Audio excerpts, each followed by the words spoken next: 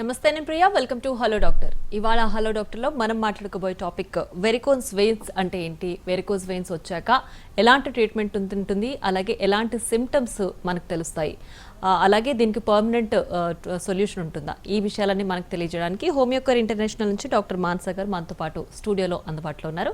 వారితో మాట్లాడి మరిన్ని విషయాలు తెలుసుకుందాం. నమస్తే డాక్టర్, వెల్కమ్ టు షో. నమస్తే అండి. సో జనరల్గా అసలు వెరికోస్ వెయిన్స్ అంటే ఏంటి, ఎవరిలో ఎక్కువగా చూస్తుంటాం? మనకి సాధారణంగా వారికోజ్ వెయిన్స్ అనేవి కాళ్ళల్లో ఉండే రక్తనాళాల్లో వచ్చే సమస్యని వారికోజ్ వెయిన్స్ అంటాము. సో ఇక్కడ మనకి మెయిన్ బ్లడ్ వెజల్స్కి సంబంధించిన ఇష్యూ ఇది. అంటే బ్లడ్ వెజల్స్లో రెండు రకాలు ఉంటాయి. ఒకటి వెయిన్స్ అంటాము, ఇంకొకటి ఆర్టరీస్ అంటాము. అంటే గుండె నుంచి మిగిలిన భాగానికి సప్లై చేసే బ్లడ్ వెజల్స్ని ఆర్టరీస్ అని, ధమనులు అని అంటాము. అదేవిధంగా వేరే భాగాల నుంచి చెడు రక్తాన్ని గుండెకి పంపించే వాటిని వెయిన్స్ అంటాము. సో ఎప్పుడైతే కాళ్ళల్లో ఉండే వెయిన్స్లో అంటే సూపర్ఫిషియల్గా ఉండే సిరల్లో బ్లడ్ సర్క్యులేషన్ పైకి కిందకి వెళ్తూ ఉంటుంది.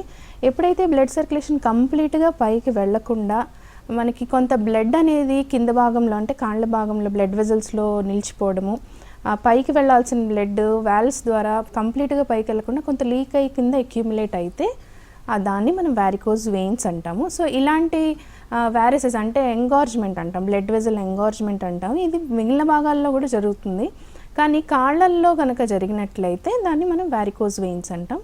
సో సాధారణంగా వారికోజ్ వెయిన్స్ అనేది కనిపించడానికి కాలి వెనక భాగంలో కానీ అంటే పిక్కల భాగంలో లేదా తొడల భాగంలో వచ్చేటప్పటికి చిన్న రక్తనాళాలు సన్నగా కనిపించవచ్చు, లేదంటే తాడులు ముడ్లు పడినట్టు కానీ కొంచెం వాచినట్టు కానీ ఇలాంటివి కనుక ఉన్నట్లయితే ఆ వ్యక్తి వారికోజ్ వెయిన్స్తో సఫర్ అవుతున్నారని చెప్పొచ్చు. సో ఎవరిలో వారికోజ్ వెయిన్స్ ఎక్కువగా వస్తాయి అనేది చూస్తే ఎక్కువగా ఆడవాళ్ళు ఎక్కువగా కనిపిస్తూ ఉంటుంది. డ్యూరింగ్ ప్రెగ్నెన్సీ లో బాడీలో జరిగే చేంజెస్ కానీ, పిండం ఎదుగుతున్నప్పుడు ఆ వెయిట్ బ్లడ్ వెజల్స్ మీద పడ్డము, లేదా మెనోపాజ్ దశలో యూజువల్గా ఆడవాళ్ళు ఎక్కువగా కనిపిస్తుంటుంది. ఇంకొకటి ఎక్కువగా నిల్చునే వాళ్ళు, ఎక్కువగా కూర్చుని వర్క్స్ చేసే వాళ్ళలో కానీ, ఫిజికల్ యాక్టివిటీ తక్కువగా ఉండడం కానీ, లేదా ఇప్పుడు ట్రాఫిక్ గైడ్ చేసేవాళ్ళు, ట్రాఫిక్ పోలీసులు కానీ, టీచర్స్ కానీ, ఇలా ప్రొఫెషన్ రిలేటెడ్గా కూడా వారికోజ్ వెయిన్స్ సమస్య అనేది ఎవరిలో అయినా కనిపించవచ్చు, మగవాళ్ళలో కానీ ఆడవాళ్ళలో కానీ. కానీ ఎక్కువగా జనరల్గా మనం చూసినట్లయితే ఆడవాళ్ళలో ఎక్కువగా కనిపిస్తూ ఉంటుంది. డాక్టర్, అంటే ఇది ఏజ్ రిలేటెడ్గా కూడా ఎక్కువ అయ్యే ఛాన్స్ ఉంటుందా? అంటే ఇప్పుడు వర్క్ రిలేటెడ్ మీరు కొంచెం కంటిన్యూస్ సిట్టింగ్ కానీ స్టాండింగ్ కానీ, అలాగే పర్టికులర్ ఏజ్ వచ్చిన తర్వాత కూడా ఇవి ప్రాబ్లం ఎక్కువ చూసే ఛాన్స్ ఉంటుందా? ఉంటుందండి, తప్పనిసరిగా. అంటే యూజువల్గా వయసు పైబడినప్పుడు యాక్చువల్గా మనకి వెయిన్స్లో ఎందుకు వారికోసిస్ అంటే ఎందుకు ఎంగార్జ్మెంట్ జరుగుతుంది అంటే మనకి గ్రావిటీకి ఎగైనెస్ట్గా బ్లడ్ సర్క్యులేషన్ పైకి వెళ్తున్నప్పుడు వాల్వ్స్ అనేవి ఉంటాయి, అంటే కవాటాలు లాంటివి ఉంటాయి బ్లడ్ వెజల్స్లో. అవి ఏజ్ పెరిగినప్పుడు ఈ ఫంక్షన్ అనేది కొంచెం తగ్గడం వల్ల కంప్లీట్గా బ్లడ్ పైకి వెళ్లకుండా కొంత లీక్ అయి కింద ఉండిపోతుంది. సో ఏజ్ రిలేటెడ్గా కూడా వారికోజ్ వెయిన్స్ అనేది వయసు పైబడిన వాళ్ళలో కనిపించవచ్చు, మెనోపాజ్ దశలో ఉన్న విమెన్లో కనిపించవచ్చు. కాకపోతే ప్రతి ఒక్కరిలో కూడా కాళ్ళల్లో యూజువల్గా బ్లూయిష్గా కొంచెం సన్నటి నరాలు అంటే బ్లడ్ వెజల్స్ అనేవి పైకి కనిపిస్తూ ఉంటాయి. కానీ ఇవి మనకి ఎక్కువగా తాడులాగా థిక్గా కనిపించడం, బ్లూయిష్గా కనిపించడం, పెయిన్ రావడం ఇలాంటివి కనుక ఉన్నట్లయితే అప్పుడు మనం వారికోజ్ వెయిన్స్ కింద తీసుకోవచ్చు. సో వయసు పైబడిన వాళ్ళు, పెద్దవాళ్ళు యూజువల్గా ఆడవాళ్ళు వచ్చేటప్పటికి 50స్లో కానీ మగవాళ్ళు వచ్చేటప్పటికి 60-65స్లో కామన్గా వారికోజ్ వెయిన్స్ అనేవి ఉంటాయి, కానీ సిమ్టమ్స్ అనేవి ఉండకపోవచ్చు. రైట్ డాక్టర్, అయితే మీరు చెప్పారు ఇందాక అంటే చాలా మందిలో కూడా ఇది కామన్గా కనిపిస్తుంటుంది అని చెప్పి, అండ్ వాళ్ళు జనరల్గా వర్క్ చేసుకుంటుంటారు కూడా, అంటే ఏం పెయిన్ తెలీదు, ఏం ఉండదు. కాకపోతే అందరికీ మీరు చెప్పినట్టు ఆ కాళ్ళ భాగంలో ముడులుగా కానీ లేదంటే ఆ నరాలు కనిపించడం కానీ ఉంటుంది. సో అంటే అది అలా వదిలేసి మనం రెగ్యులర్గా ట్రీట్మెంట్ తీసుకోకుండా ఉండొచ్చా? అది పెరిగే ఛాన్స్ ఎలా ఉంటుందంటారు? సో ఇక్కడ అసలు అది వారికోజ్ వెయిన్సా కాదా అనేది ఫస్ట్ చూసుకోవాలండి. అంటే సన్నగా ఉన్న వాళ్ళలో లేదా ఫేర్ స్కిన్ ఉన్న వాళ్ళలో, సన్నగా ఉండే వాళ్ళలో, ఈ చర్మం పల్చగా ఉండే వాళ్ళు యూజువల్గా సూపర్ఫిషియల్ వెయిన్స్ అనేవి కామన్గా కనిపిస్తుంటాయి. అది సాధారణంగా మనం ఎగ్జామినేషన్ మామూలుగా చూసుకున్నప్పుడు కూడా థై భాగంలో కానివ్వండి, కాలి వెనక భాగంలో యూజువల్గా సన్నగా ఉండే వాళ్ళలో కానీ ఫేర్ స్కిన్ ఉన్న వాళ్ళలో కనిపిస్తూ ఉంటుంది.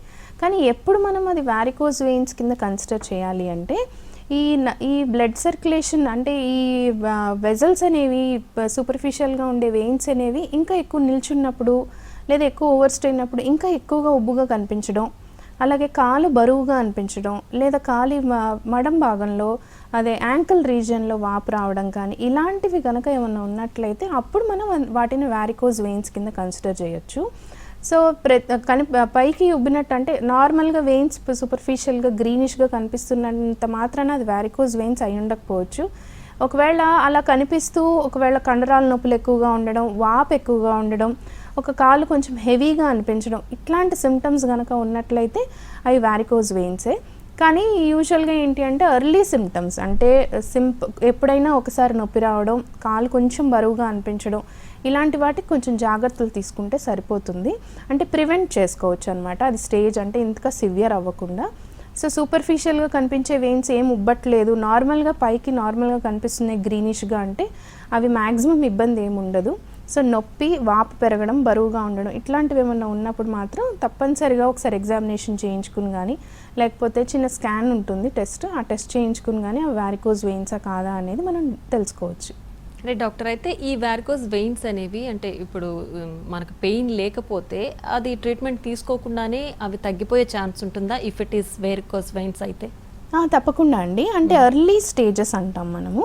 అంటే ఓన్లీ పైకి కొంచెం నరాలు ఉబ్బినట్టు అంటే బ్లడ్ వెజల్స్ పైకి సూపర్ఫిషియల్గా ఉబ్బినట్టు కనిపిస్తూ ఇబ్బంది ఏమీ లేదు, రెస్ట్ తీసుకుంటే తగ్గిపోతుంది అంటే కేర్ తీసుకుంటే సరిపోతుంది. అది మనం అడ్వాన్స్ అవ్వకుండా అంటే ఎంతకంటే డిసీజ్ ప్రోగ్రెస్ అవ్వకుండా ప్రివెంట్ చేసుకోవచ్చు.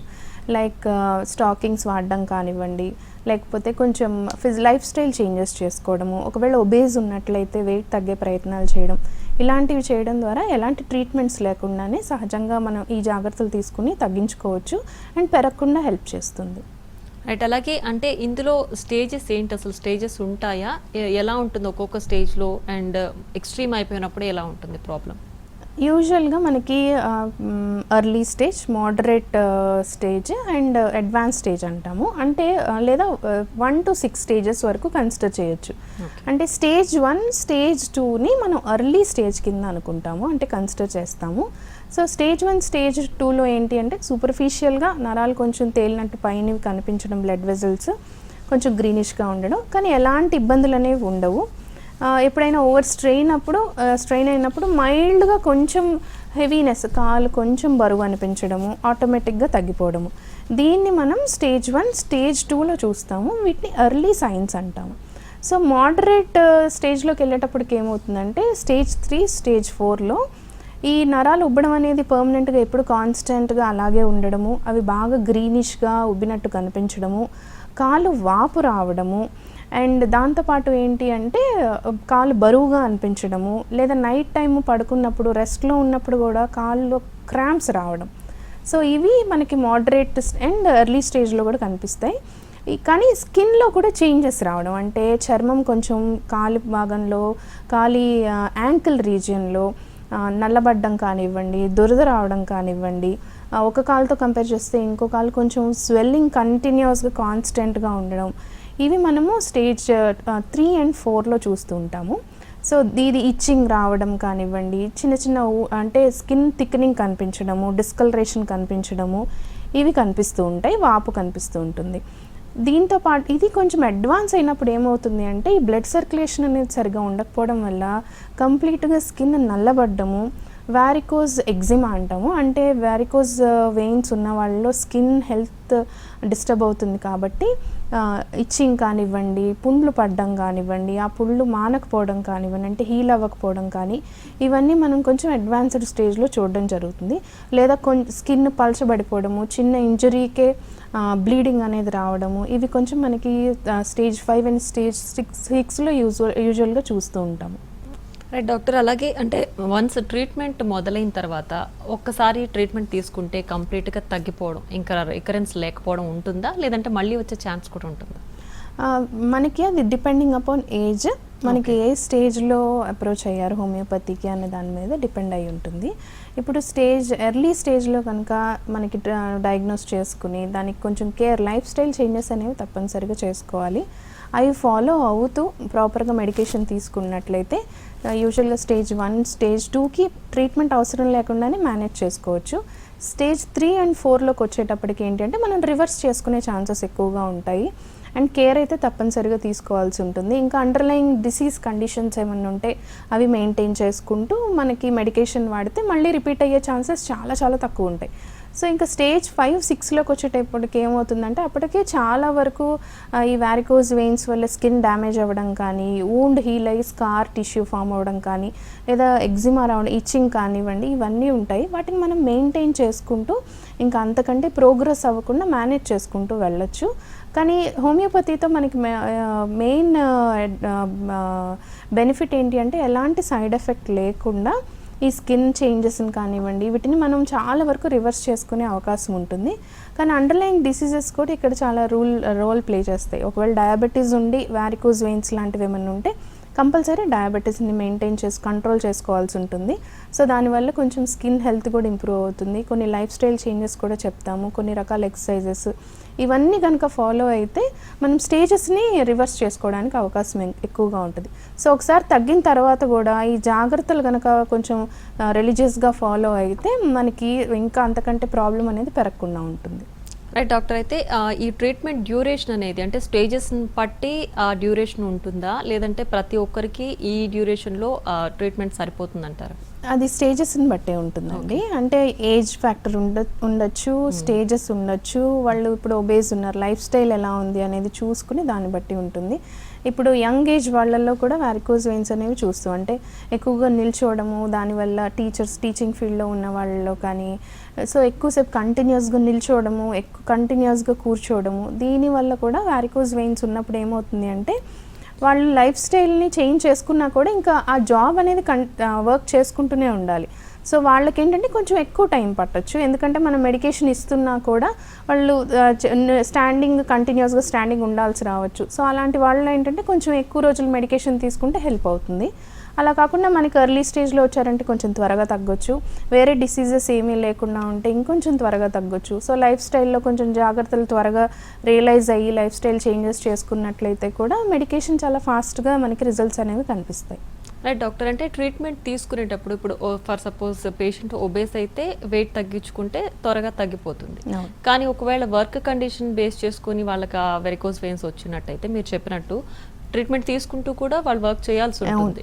సో అలాంటి కండిషన్లో అసలు ఎలాంటి జాగ్రత్తలు పాటించాలి? ఇప్పుడు కంటిన్యూస్గా కూర్చోవడం కానీ నిల్చోవడం కానీ ఏదైనా కానీ వాళ్ళు అవాయిడ్ చేయలేరు. అవును. సో ట్రీట్మెంట్లో ఎలాంటి ప్రికాషన్స్ ఉండాలంటారు? వాళ్ళకి కొంచెం ఎక్కువ టైం పట్టొచ్చండి. అట్ ద సేమ్ టైం ఏంటి అంటే ఒకవేళ కంటిన్యూస్గా more than 6 hours desk job చేస్తున్నారు, కంటిన్యూస్గా కూర్చోవాల్సి వస్తుంది. సో దాన్ని బ్యాలెన్స్ చేసుకోవడానికి ఏంటంటే మార్నింగ్ కానీ ఈవినింగ్ కానీ ఎక్సర్సైజ్ అనేది స్టార్ట్ చేసుకోవడం, like 30 to 40 minutes mild to moderate exercises depending upon వాళ్ళ ఏజ్, అది స్టార్ట్ చేసుకున్నట్లయితే ఈ కంటిన్యూస్గా కూర్చోవడం వల్ల వచ్చే డిసడ్వాంటేజ్ ఏదైతే ఉంటుందో దాన్ని మనం కొంచెం బ్యాలెన్స్ చేసుకోవచ్చు.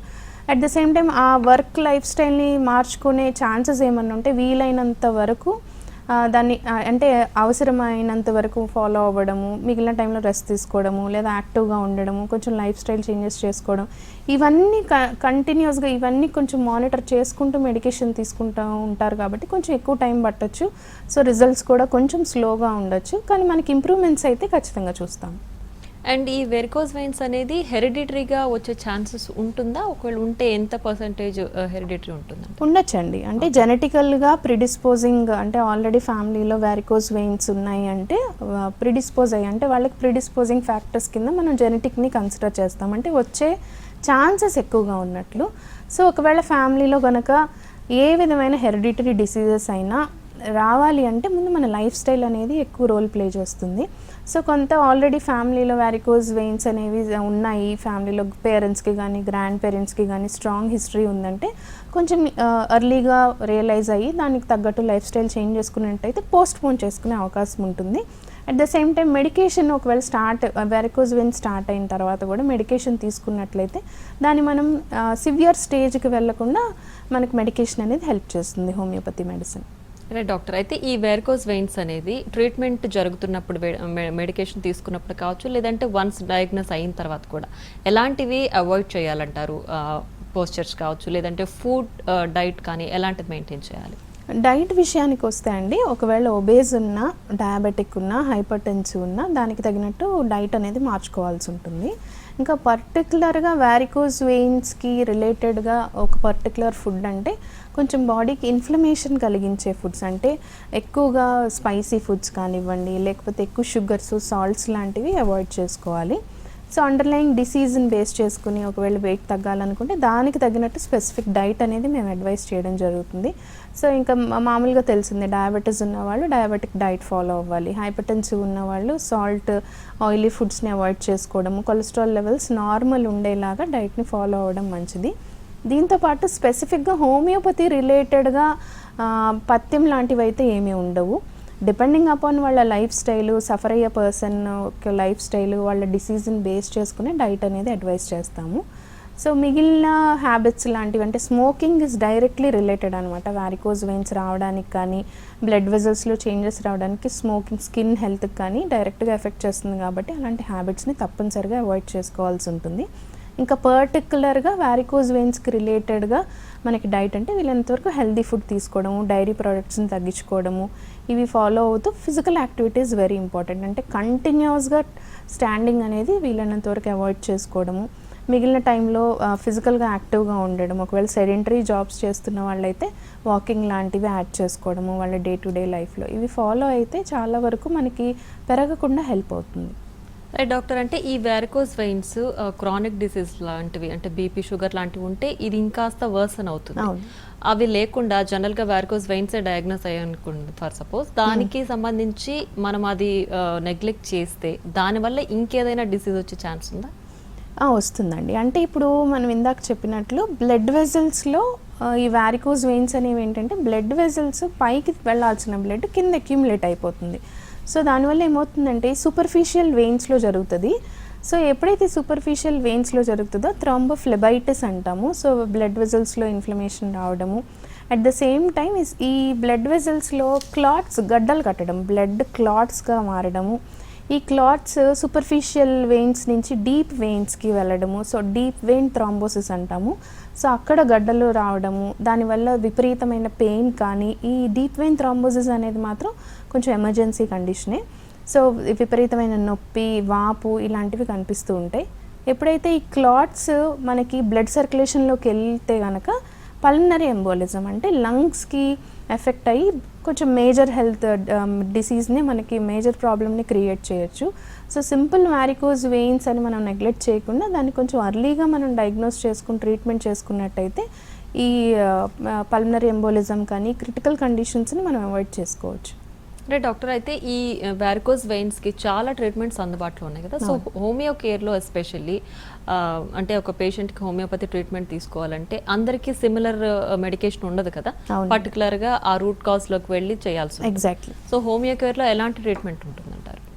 మీరు అన్నట్టే అండి. ఇప్పుడు వారికోజ్ వెయిన్స్తో సఫర్ అయ్యే ఇద్దరు పర్సన్ సఫర్ అవుతున్నారు, same age, same life style ఉన్నా కూడా వాళ్ళు పెరిగిన వాతావరణం డిఫరెంట్ అయి ఉండొచ్చు, వాళ్ళ రియాక్షన్స్ డిఫరెంట్ అయి ఉండొచ్చు, వాళ్ళ మైండ్ సెట్ డిఫరెంట్ అయి ఉండొచ్చు. సో ఇలా మనం ఇండివిజువలైజ్ చేసుకుని రూట్ కాజ్ని మనం క్లియర్ చేసుకోవడానికి హోమియోపతి మెడికేషన్ అనేది హెల్ప్ చేస్తుంది.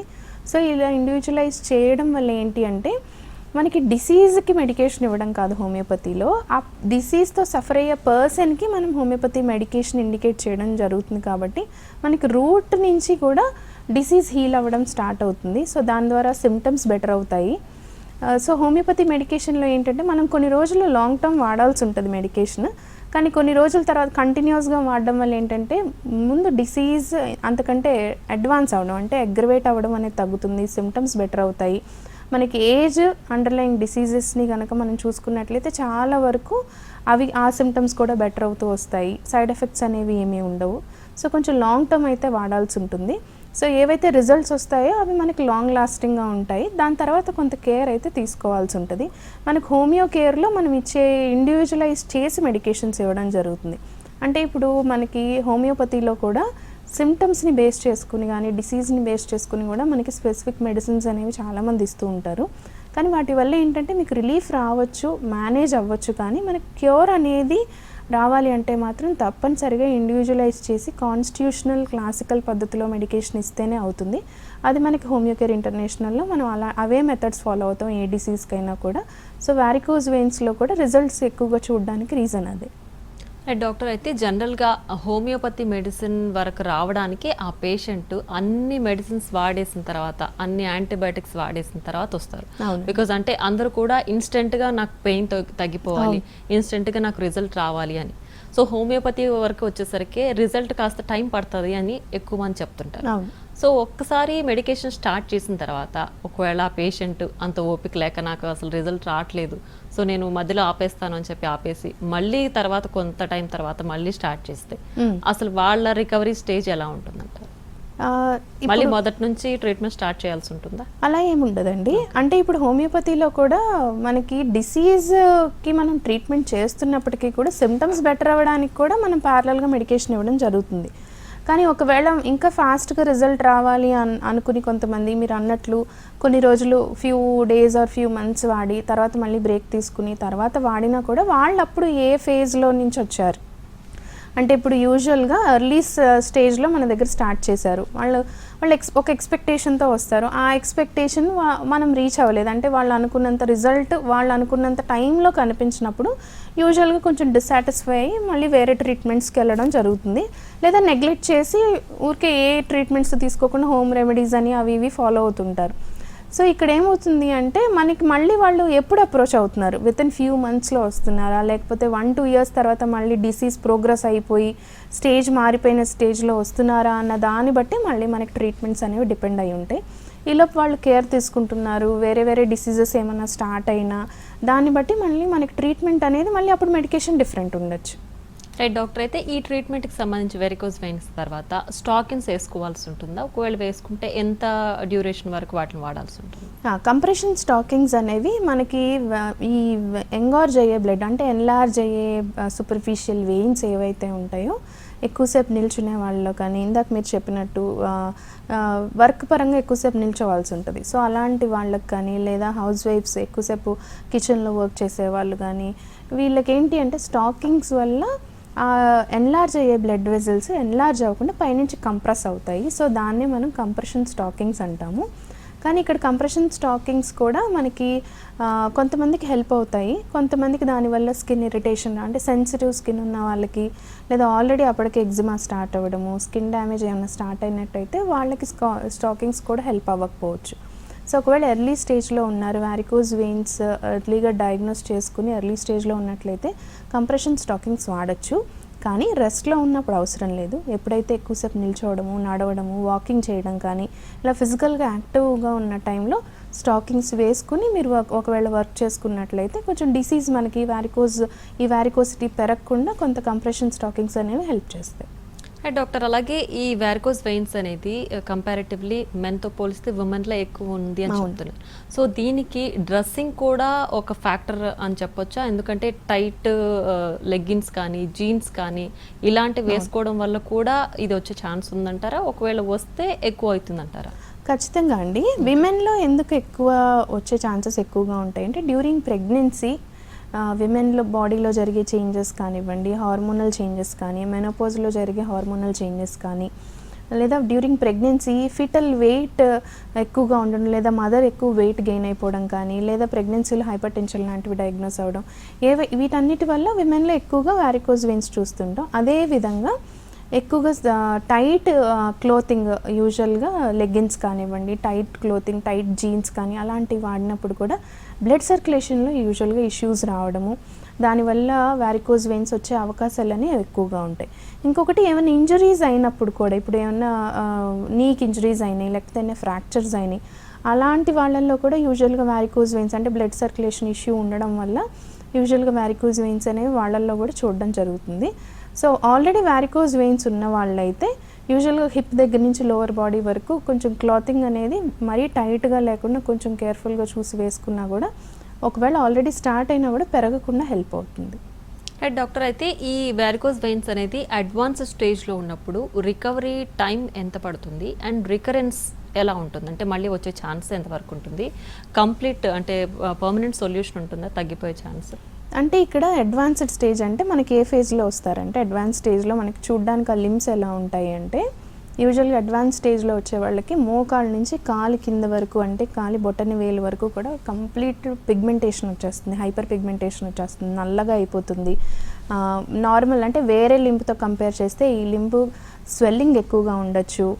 అలాగే స్కిన్ హెల్త్ బాగా డిస్టర్బ్ అయిపోతుంది. ఒకవేళ అల్సర్స్ ఏమన్నా ఉండి అంటే వారికోజ్ వెయిన్స్ అల్సర్స్ పుండ్లు ఏర్పడితే అవి హీల్ అవుతున్న ఫేజ్లో ఉండొచ్చు, కంప్లీట్గా హీల్ అవ్వవు. లేదా ఆల్రెడీ హీల్ అయినవి స్కారింగ్ కనిపించవచ్చు. సో ఈ ఫేజ్లో వచ్చిన వాళ్ళకి ఏంటి అంటే అల్సర్ త్వరగా హీల్ అవ్వడము, ఆ స్వెల్లింగ్ తగ్గడము, ఆ స్కిన్ ఏదైతే ఎగ్జిమా స్టార్ట్ అవుతుందో ఆ స్కిన్ హెల్త్ని బెటర్ చేయడం వరకు చేయొచ్చండి. కానీ హెల్దీ ఒకవేళ ఒక లింబ్లో కనుక వారికోజ్ వెయిన్స్ 5th 6th స్టేజ్లో వస్తే నార్మల్ లింబ్ లాగా అంటే వేరే లింబ్ లాగా ప్రీవియస్గా కంప్లీట్గా స్కిన్ డిస్కలరేషన్ నార్మల్ అయిపోవడం అలాంటివి మనము మెడికేషన్తో చేయలేం. మెడికేషనే కాదు ఏ ట్రీట్మెంట్స్లో కూడా చేయలేం. సో ఓన్లీ ఏంటంటే మనకి అంతకంటే కాలు ఇంకా డ్యామేజ్ అవ్వకుండా ఇంకా వూండ్ హీల్ అవ్వకుండా అంతే అల్సర్స్ ఫామ్ అవ్వడం కానీ అవి అవాయిడ్ చేసుకుంటూ కొంచెం స్వెల్లింగ్ తగ్గించుకుంటూ డిస్కంఫర్ట్ ఏదైతే పెయిన్ ఉంటుందో హెవీనెస్ ఉంటుందో ఆ సిమ్టమ్స్ని మనం బెటర్ చేసుకోవచ్చు. సో దీనివల్ల ఏంటంటే వాళ్ళకి కొంచెం ఇంకా లెగ్ హెల్త్ అనేది అంటే యూజువల్గా స్కిన్ హెల్త్ ఇంప్రూవ్ అవుతుంది, డిస్కంఫర్ట్స్ అనేవి తగ్గుతాయి. కానీ కంప్లీట్గా నార్మల్ లింబ్ లాగా అయిపోవడం అంటే ప్రీవియస్గా ముందులాగా నార్మల్ స్కిన్లో అయిపోవడం అయితే ఉండదు, కానీ బెటర్ చేసుకోవచ్చు. Right doctor. అయితే జనరల్గా హోమియోపతి మెడిసిన్ అంటేనే లేట్గా వస్తారు, ఇందాక మనం చెప్పుకున్నట్టు. సో హోమియో కేర్ ఇంటర్నేషనల్కి వచ్చే రావాలనుకున్న పేషెంట్లు కానీ మీరు ఏం చెప్తారు? అంటే వాళ్ళు ఏ స్టేజ్లో ఉన్నప్పుడు మెడిసిన్ తీసుకోవాలి, లేదంటే ఎలాంటి జాగ్రత్తలు తీసుకోవాలి? ఎవరైనా కూడా అండి యూజువల్గా వారికోజ్ వెయిన్స్ ఉన్నాయి అంటే ఎర్లీ స్టేజ్లో కొంచెం బ్లడ్ వెజల్స్ ఉబ్బినట్టు కనిపించడం కానీ, కాలు హెవీనెస్ కానీ, ఇట్లాంటివి డిస్కంఫర్ట్ కానీ ఇవి ఎర్లీ స్టేజ్ అంటాం. ఈ స్టేజ్లో ఏ ట్రీట్మెంట్ అవసరం లేదు. యూజువల్గా కొంత కేర్ తీసుకుని వెయిట్ ఎక్కువ ఉంటే తగ్గించుకోవడము, వాకింగ్ చేయడము, లెగ్ రైజ్ పొజిషన్లో పడుకోవడము ఇలాంటి కేర్ తీసుకుంటే ఆబ్వియస్గా అవి అంతకంటే పెరగకుండా ఉంటాయి. సో ట్రీట్మెంట్ ఎప్పుడు అవసరము అంటే కాలు విపరీతమైన పెయిన్ రావడము, నైట్ పడుకున్నా కూడా క్రాంప్స్ రావడము, అండ్ యాంకిల్ దగ్గర స్వెల్లింగ్స్ రావడము, లేదా కాలు డిస్కలరేషన్ అంటే కాలు కలర్ ఇంకొంచెం స్కిన్ కలర్ అనేది డార్కెన్ అవ్వడం కానీ, ఇచ్చింగ్ ఉండడం కానీ ఇలాంటివి ఏమైనా నోటీస్ చేస్తే అప్పుడైనా మనకు హోమియోపతి హాఫ్ స్టేజ్లో స్టార్ట్ చేసుకున్నా కూడా మనం దాన్ని రివర్స్ చేసుకోవచ్చు, దాన్ని కంప్లీట్గా తగ్గించుకోవచ్చు. సో ఇంకా క్రిటికల్ అంటే ఇప్పుడు ఎమర్జెన్సీ కండిషన్ వారికోజ్ వెయిన్స్లో ఎప్పుడు క్రియేట్ అవుతుంది అంటే ఇందాక నేను చెప్పినట్టు వారికోజ్ వెయిన్స్ ఆల్రెడీ ఉండి ఇది క్లాట్స్ ఫామ్ అయ్యి దానివల్ల డీప్ వెయిన్ థ్రాంబోసిస్ రావడము, కాలు విపరీతంగా వాపు రావడము, పెయిన్ సివియర్ పెయిన్ రావడము ఇలాంటి స్టేజ్లో ఉంటే తప్పనిసరిగా ఫస్ట్ ఇన్వెస్టిగేషన్ అయితే చేయించుకోవాలి. సో డాప్లర్ స్టడీ అని ఉంటుంది, lower limb Venus Doppler study. ఇది చేయించుకోవడం వల్ల ఏంటి అంటే ఎంతవరకు వెయిన్స్ డైలేట్ అయ్యాయి, థ్రాంబోసిస్ ఏమన్నా ఉందా, అది మనం హోమియోపతితో ట్రీట్ చేయొచ్చా, లేకపోతే అది కొంచెం ఎమర్జెన్సీ కండిషన్కి వెళ్ళాలా, అది చూసుకుని దాన్ని బట్టి మనకి ట్రీట్మెంట్స్ అనేవి డిపెండ్ అయి ఉంటాయి. సో ఎర్లీ స్టేజ్లో కేర్ తీసుకుంటే సరిపోతుంది. మోడరేట్గా ప్రాబ్లమ్స్ ఉన్నప్పుడు అంటే స్టేజ్ 3 స్టేజ్ 4లో ఉన్నప్పుడు వాపు పెయిన్ ఇవి ఉన్నప్పుడు మనకి హోమియోపతి హెల్ప్ అవుతుంది. అంతకంటే పెరగకుండా కూడా మనం మెడికేషన్ కేర్తో చేయొచ్చు. Right doctor, thank you so much. Varicose veins ఉన్న వాళ్ళకి డూస్ అండ్ డోంట్స్ ఏంటని చాలా క్లియర్గా ఎక్స్ప్లెయిన్ చేశారు. Once again thank you so much. So చూసారు కదా, ఇది వాళ్ళ హలో డాక్టర్. నమస్తే.